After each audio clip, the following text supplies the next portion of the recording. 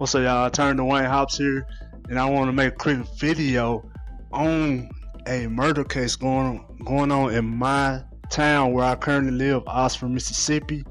And so this video is the murder trial of Sheldon Timothy Herrington. So let's talk about it, and let's go over the key facts, and let's go over some key issues.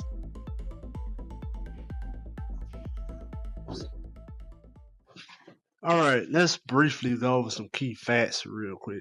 So as I stated earlier, this is the murder trial of Sheldon Timothy Herrington Jr. He's an Ole Miss graduate, and I think he was 22 years old at the time of the murder. And the victim name is Jimmie J. Williams.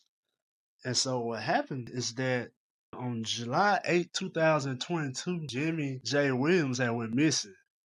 And so I think he texted his mom early in the morning, told her happy birthday. It was his mom's birthday.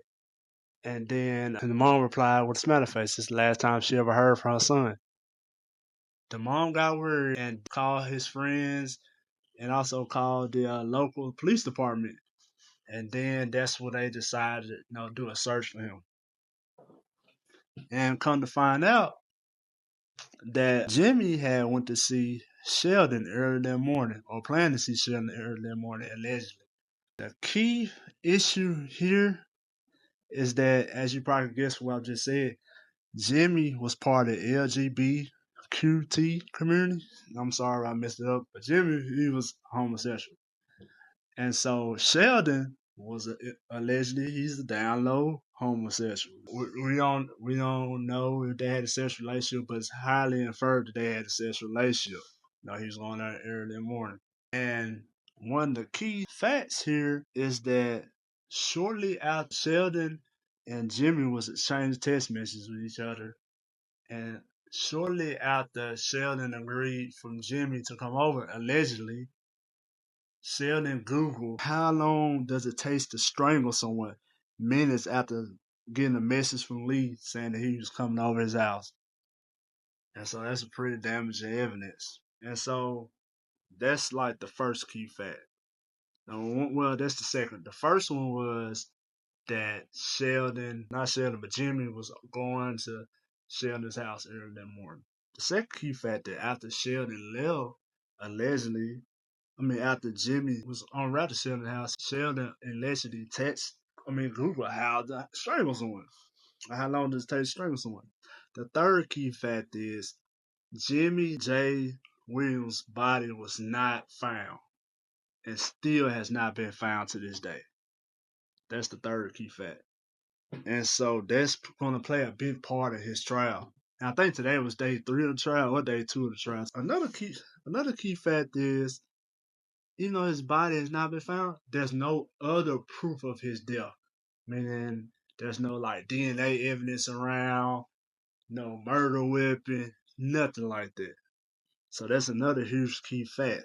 Another key fact is that the state has 71 subpoenas issued and none returned any direct evidence. So those are the key facts. Some issues, here we go. One of the biggest issues that this was the national news. I don't know if you guys remember, but in 2022, in July 2022, when Jimmie went missing, this was national news. So he went missing on July 8, 2022.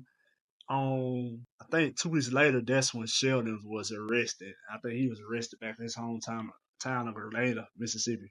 So because it was national news, the defense for Sheldon, I think it goes by Timothy, so I'm referring to him as Timothy or Tim. The defense for the defendant, he argued that this was a proper venue for the Fayette County, which is the county of Oxford, Mississippi, for this to happen because of the national news. So they're still having a trial here, but however, they got a jury from a nearby county. They're still having a trial here. So that's one big issue.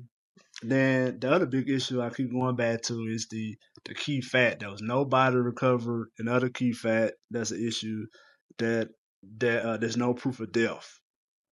Now that's in favor of the defense side, but what's in favor of the key issues that's in favor of the prosecution, which is the state of Mississippi here, is that they got evidence showing that the victim was on the way to the defendant's house that morning And it also got evidence that the victim, not the victim, that the defendant did the Google file. I know to strangle somebody. Now, we don't know the context of that message, but if you put all this stuff together, I know it's kind of circumstantial, but you put all this stuff together, you have some motive. You know what I'm saying? So that's a big issue. There's a good motive here, was the big issue. However, there's no body was a big issue. So this is like a 50-50. You ask another lawyer, they might think something different, but I think this is 50-50. They don't have no murder weapon that I know of, and they don't have the body and no DNA and anything like that. But they do know that he was on the way there, and that could be some kind of motive. So this is gonna be interesting. I'm gonna leave a link to the trial. They're live streaming the trial. I'm not live streaming it, but it's being live streamed online on YouTube. Me and my wife watched a little bit the other day. Well, we was watching the replay last night, and so my staff was trying to watch a little bit of it today. So this is an interesting case. I'm gonna keep up with it. Tell me what you guys think are the key facts in the comments. Do y'all think that this is enough evidence to convict Sheldon Timothy Herrington Jr. or there's not enough evidence to convict him?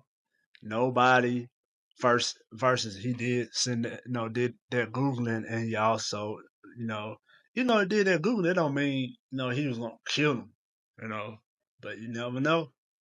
All right, thanks y'all. This was a quick one. I see y'all on the next one.